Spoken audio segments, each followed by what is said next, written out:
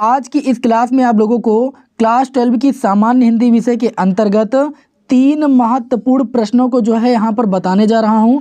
और ऐसा कोई अभी तक बोर्ड पेपर नहीं गया है जिसमें ये 3 प्रश्न ना पूछे जाते हों।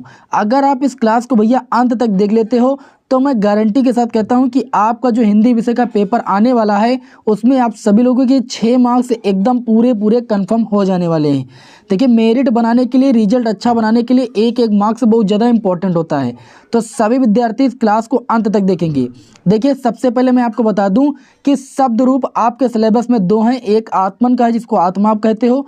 ये शब्द रूप आपको एकदम दिमाग में रटा होना चाहिए, इसका और कोई उपाय नहीं है। जैसे मैंने आपके सामने यहाँ पर PDF फॉर्म में लिख दिया है कि आत्मा, आत्मानो, आत्मनः, आत्मनम, आत्मानो, आत्मनः, आत्मना, आत्मभ्यम, आत्मभि, आत्मने, आत्मभ्यम, आत्मभ्य, आत्मना, आत्मभ्यम, आत्मभ्य, आत्मनः, आत्मनो, आत्मनाम, आत्मनि, आत्मनो, आत्मसु।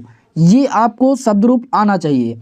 ठीक, ये आता होगा तो इधर से विभक्ति ली जाती है और इधर से वचन लिया जाता है, एक वचन, द्विवचन, बहुवचन। एक आपको शब्द दिया जाता है और पूछा जाता है कि इसकी विभक्ति और वचन बताइए। ठीक है, और दूसरा शब्द रूप आपको आना चाहिए नामन का, यानी नाम का आना चाहिए।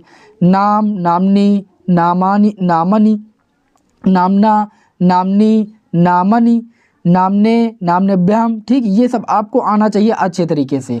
तो यहाँ पर देखिए, इस पर आधारित प्रश्न कैसे एग्जाम में आते हैं। जैसे मैं पहला प्रश्न लेता हूँ, अभी पूरा अभ्यास करा दूंगा। देखिए, आत्मनो, इसमें पूछा गया है कौन सी आपकी विभक्ति और कौन सा वजन है। अभी आप लोगों ने देखा है, आत्मा में मैंने पढ़ाया है और इसमें देखिए प्रश्न में ये पूछा गया आत्मनो। ठीक, आत्मनो आप देख सकते हो यहाँ पर आत्मनो कहाँ पर लिखा हुआ है। आत्मनो आपका यहाँ पर लिखा हुआ है, आप देख सकते हो यहाँ पर। ठीक है, 2 जगह पर आत्मनो लिखा हुआ है। इसका मतलब षष्ठी विभक्त द्विवचन या सप्तमी विभक्त द्विवचन इसके अंतर्गत आएगा। तो जो ऑप्शन में देखने को मिलेगा, देख सकते हो, षष्ठी तो नहीं लेकिन सप्तमी विभक्ति और 2 वचन है, तो ये आपके इस क्वेश्चन का राइट आंसर हो जाएगा। इस तरीके से अगर आपने उसको लिखकर अच्छे तरीके से याद कर लिया तो आप तुरंत कर ले जाओगे भैया, और इसका कोई उपचार नहीं। अभ्यास में करा दे रहा हूँ, ध्यान से देखिएगा, जो भी क्वेश्चन आएगा यहीं से आ जाएगा। आत्मा, अब आपने अगर उसको लिख लिया है तो आत्मा देखिए यहाँ पर है प्रथमा विभक्त और एक वचन, ऊपर से वचन और इधर से विभक्ति। तो इस तरीके से इस क्वेश्चन का जो राइट आंसर हो जाएगा वो आपका हो जाएगा ऑप्शन नंबर 3। इसी तरीके से नाम नाम है, तो नाम नाम यहाँ पर हम देखेंगे, इसमें आप देखोगे नाम नाम कहाँ लिखा हुआ है, तो यहाँ पर अभी आप लोगों ने याद भी किया होगा। ठीक है, तो नाम नाम यहाँ पर है और ये किस विभक्ति के अंतर्गत आ रहा है, षष्ठी विभक्ति के अंतर्गत आ रहा है और बहुवचन में आ रहा है, तो षष्ठी विभक्त हो जाएगी और बहुवचन हो जाएगा। देखिए यहाँ पर ऑप्शन नंबर जो 3 हो जाएगा इस क्वेश्चन का राइट आंसर हो जाएगा। फिर आपका नामाभि। ठीक है, नामाभि, तो नामाभि कहाँ है, आपको ये याद होगा तो आप इसे लिखोगे, आप देख लोगे, ढूंढ लोगे। नामाभि यहाँ पर है, ये आपका पढ़ रहा है तृतीया विभक्त में और बहुवचन में, तो जो भी आपका इस तरीके से आंसर होगा वो हो जाएगा तृतीया विभक्ति और बहुवचन। इसी तरीके से आत्मने हो जाएगा चतुर्थी विभक्ति एक वचन। ठीक है, याद होगा। नामसु आपका हो जाएगा सप्तमी बहुवचन, सप्तमी विभक्ति और बहुवचन। इस तरीके से आपके एग्जाम में भैया क्वेश्चन आते हैं। ठीक है, तो अब उम्मीद है कि विभक्ति वाले क्वेश्चन आपको तैयार हो गए होंगे।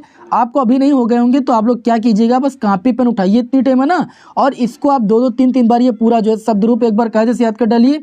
एक शब्द रूप आपको आना चाहिए ये वाला, कौन सा, आत्मा का, और दूसरा आना चाहिए नाम का। ठीक है, यही 2 आएंगे आपके एग्जाम में, दिमाग में बैठा लीजिए। उसके बाद यहाँ पर हम बात करें तो देखिए शब्दों में सूक्ष्म अंतर आता है भाई।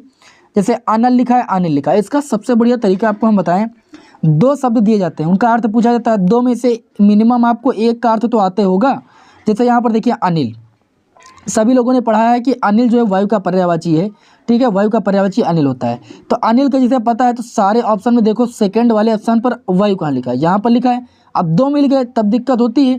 और अनल, अनल का मतलब अग्नि होता है, अनल का मतलब जल तो कदापि नहीं हो सकता है, तो अग्नि हो जाएगा। मतलब इस तरीके से ये आपका इस क्वेश्चन का आंसर हो जाएगा। मतलब आपको ऐसे पहचानना है, 2 शब्द दिए जाएंगे, जिस शब्द का अर्थ आएगा आपको उसके अर्थ को पहले ढूंढना है। ठीक है, और ऑप्शन में जहाँ पर उसका अर्थ मिल जाएगा उसके बाद उसके आगे वाला देखना, अगर उसका अर्थ मिल रहा है तो आपका सही हो जाएगा। जैसे यहाँ पर देखिए हम बात करते हैं एग्जाम्पल में सकल और सकल। इस सकल का मतलब आप सभी लोगों को अगर पता है अंश, तो इस सकल देखिए अंश कहीं पर है, द्वितीय स्थान पर यहीं पर है, तो आगे का पता हो या ना पता हो आपका वैसे भी वही हो जाएगा। ठीक है, संपूर्ण और अंश। एक शकल का अर्थ क्या होता है? संपूर्ण और दूसरे का अंश। जैसे लिखा है पुरुष और परस, ठीक ऐसे लिखा है। तो पुरुष तो सभी लोग जानते हैं आदमी को कहते हैं, तो आदमी कहीं पर है, ये देखो यहाँ पर भी है, यहाँ पर भी 2 ऑप्शन में। फिर परसु, परसु मतलब फरसा और कठोर। अब इसमें समस्या तो आती है, ठीक, लेकिन कुछ हद तक आपका जो है क्वेश्चन सॉल्व हो जाता है। जैसे यहाँ पर पुरुष लिखा है, फिर परसु लिखा है, तो अब पुरुष का मतलब सबको जानता है आदमी, और परस का मतलब होता है क्या? कठोर। तो इस तरीके से ही आपके इस क्वेश्चन का आंसर हो जाएगा भाई। प्रयास कीजिएगा, ठीक है, कि आपको दोनों अर्थ याद हो तो बहुत अच्छी बात, लेकिन अगर एक याद है तब भी जो है 90% चांसेस होते हैं कि आप जो है सही ऑप्शन टिक कर ले जाओगे।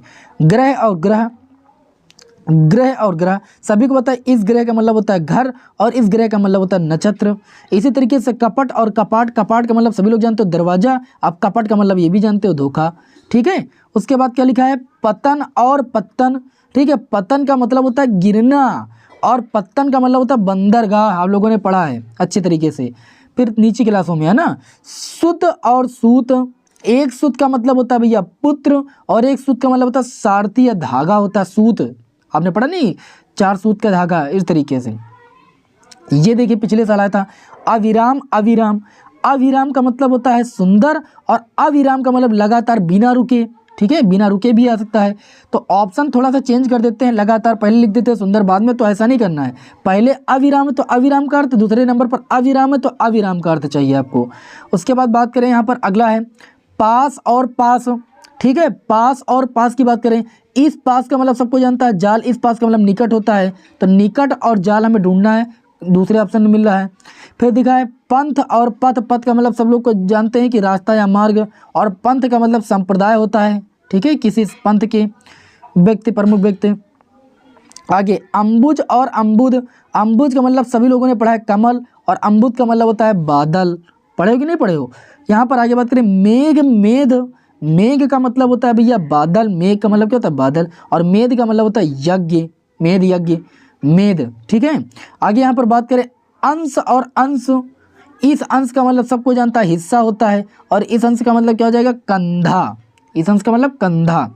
आगे बात करें जलज और जलद, जलज का मतलब भैया कमल होता है और जलद का मतलब बादल होता है, तो ऑप्शन नंबर 2 हो जाएगा। आगे बात करें उपकार और अपकार, उपकार का मतलब होता है भलाई करना, अपकार का मतलब होता है बुराई, ठीक है। आगे बात करें वसन और व्यसन, वसन का मतलब होता है भैया वस्त्र कपड़ा, और व्यसन का मतलब होता है आदत, तो कपड़ा और आदत 2nd ऑप्शन में मिल रहा है इस क्वेश्चन का, ये आंसर हो जाएगा। अंश और अंशु, अंश का मतलब होता है भाग और अंश का मतलब होता है सूर्य, ऑप्शन नंबर 1 हो जाएगा। कटिबंध और कटिबद्ध, इसका देखिए कटबंध का मतलब होता है करधनी और कटिबद्ध का मतलब होता है तैयार। निहित, निहत और निहित, निहत का मतलब मरा हुआ और निहित का मतलब उसी में छिपा हुआ, ठीक, बहुत इंपॉर्टेंट था ये भी आपका। देखिए सवर्ण और स्वर्ण और सवर्ण, सवर्ण जो होती है एक उच्च जाति होती है और स्वर्ण का मतलब होता है सोना, ठीक है, ये याद रखना। छात्र और छात्र, इन दोनों में अंतर भैया, छात्र का मतलब होता है भैया विद्यार्थी, जिसको आप सभी लोग जानते हो, तो विद्यार्थी पहले आप ढूंढिए विद्यार्थी, और इस छात्र का मतलब होता है छात्रोचित होता है, ठीक, नेता नहीं कर देना। आगे देखिए नियत और नियति, तो नियत का मतलब होता है निश्चित, मतलब नियत है, और नियति का मतलब होता है भाग्य। आगे बात करें तरड़ी और तरड़ी, तरड़ी का मतलब होता है सूर्य और तरड़ी का मतलब होता है नाव, ठीक है। इसी तरीके से अब्ज और अब्द, अब्ज का मतलब होता है कमल और अब्द का मतलब होता है वर्ष। तो इस तरीके से आप सभी लोगों को क्या याद करना है? शब्दों में सूक्ष्म अंतर, ठीक, ये इंपॉर्टेंट थे कुछ, इसलिए मैंने आपको तैयार करा दिए। आगे बात करें यहाँ पर जिसके आगमन की तिथि निश्चित ना हो उसे क्या बोलते हैं? अतिथि बोलते हैं, वेरी वेरी मोस्ट इंपॉर्टेंट, जिसके आगमन की तिथि निश्चित ना हो उसे अतिथि बोलते हैं। बहुत तेज बुद्धि वाले को क्या बोलते हैं? कुशाग्र बुद्धि बोलते हैं। जिसके आर पार देखा जा सके उसे पारदर्शी बोलते हैं, और जिसके आर पार ना देखा जा सके उसे अपारदर्शी बोलते हैं। जिसे अपने कर्तव्य का बोध हो उसे कर्तव्य विमूढ़ कहते हैं, ठीक है, जिसे अपने कर्तव्य का बोध हो उसे कर्तव्य विमूढ़ कहते हैं। जिसके समान दूसरा ना हो उसे अद्वितीय कहते हैं। कम जानने वाले को हम अल्पज्ञ कहते हैं, ज़्यादा जानने वाले को हम ज्ञानी कहते हैं, ठीक है। जिसको अक्षर का ज्ञान हो उसे निरक्षर बोलते हैं, ठीक है। अब यहाँ पर देखिए अगला, जिसने इंद्रियों को जीत लिया हो उसे जितेंद्रिय कहते हैं।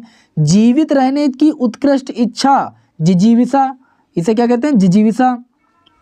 जिसकी कल्पना ना की जा सके उसे अकल्पनीय कहते हैं। वाक्यांश के लिए एक शब्द बहुत ही इंपॉर्टेंट आपके समक्ष क्वेश्चन में लेकर आया हूं। जिसके शत्रु का जन्म ही ना हुआ हो उसे अजात शत्रु कहते हैं। गलत कार्य के लिए हट करने वाला उसे दुराग्रही कहते हैं। गलत का मतलब, दुरा का मतलब गलत होता है, गलत कार्य के लिए हट करने का मतलब दुराग्रही। उसके बाद किए गए परोपकार को ना मानने वाला कृतघ्न कहते हैं इसे। घृणा के योग्य घृणित कहते हैं। ठीक है, इसी तरीके से वन में रहने वाले को वनवासी कहते हैं। जिससे ज्ञान कम हो उसे अल्पज्ञ कहते हैं। इसी तरीके से जंगल में स्वयं लगने वाली आग को हम दावाग्नि कहते हैं। ठीक है, 3 प्रकार की आग होती है, याद रखिएगा। जिसकी गणना ना की जा सके उसे हम अगणित कहते हैं। जो कुछ बहुत कुछ जानता हो उसे हम बहुज्ञ कहते हैं। क्या कहते हैं? बहुज्ञ कहते हैं। तो इस तरीके से मैंने आप लोगों को आज की क्लास में देखिए वाक्यांश के लिए एक शब्द, बहुत ही महत्वपूर्ण प्रश्नों को सिखाया। 2 नंबर आपके यहाँ से आ जाएंगे, 100% आ जाएंगे।